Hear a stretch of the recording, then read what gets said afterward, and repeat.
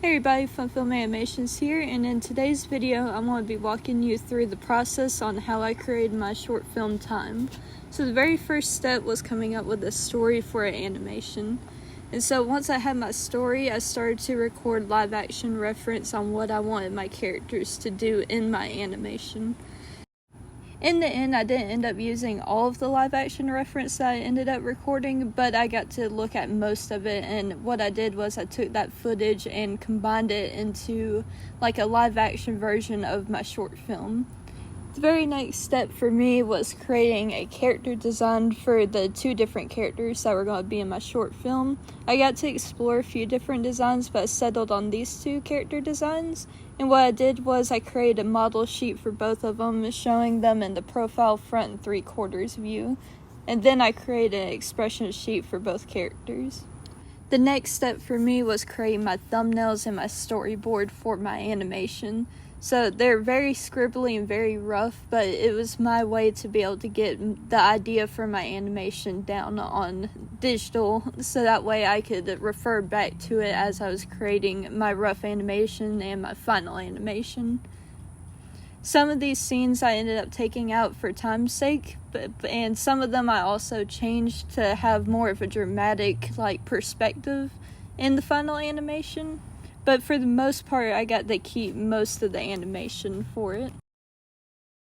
So at this time, I was able to start doing my rough animation, and I started to do pose-to-pose tests for the characters and for the different animation, and then I started to color and add all the different shadings. And so I did this process for all the different scenes except for the very last animation scene. And for that one, I decided to do it in a more traditional style. I couldn't do true traditional 2D animation, but I decided to do a paper cutout animation. And I decided to do it in a watercolor in honor of the old Disney style, like Snow White, Dumbo, and even some of the newer ones like Lilo and Stitch did their backgrounds in watercolor. I really wanted to do something that would represent the old traditional Disney style and old film style, just because that was the type of movies that I grew up on, and it would be nice to see them recreate something in the traditional 2D animation style. And so right now I'm creating the little characters that are going to be in the water scene. And of course I made some of the characters from Finding Nemo because I'm a huge Disney nerd. And here I'm showing you how I'm creating my lighting for this scene. So I got an old blue cup and got a flashlight, and I was just shining the flashlight through it to help give this water ripple effect. I also have two camera lights set to blue, so that way it helped give the atmosphere to the fish and to the background.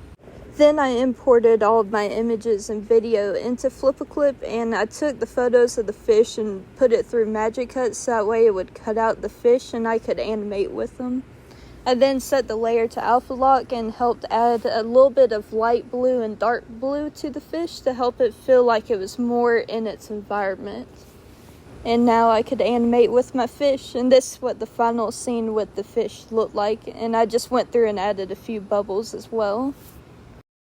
And now came the very fun part. It was time to do the sound effects, and I had a lot of fun doing this. I got to randomly smack things and try to figure out what sound I needed. Half the time I didn't know what I was doing, but if it sounded good, then I used the sound effect. I may have also hit myself too hard a few times when trying to get this water drop sound effect. And there were many times I had to keep redoing this process. One of the main sound effects that I needed was a bubble sound effect. My bubbles. I started out using a straw, but I learned that my lungs weren't very strong, so I tried to find a substitute. So I got this flax water, trying to move it around to create bubble sound effects. But there was only one way to do it, the straw. And guys, I didn't realize this until I went back to edit the video, but my facial expressions. I was struggling so bad with this. I kept gasping for air and just kept trying to do it, but I eventually got it and eventually got everything done, and I celebrated. The very last step was to edit all the audio and clip everything together and then send it to the internet! here is the final product.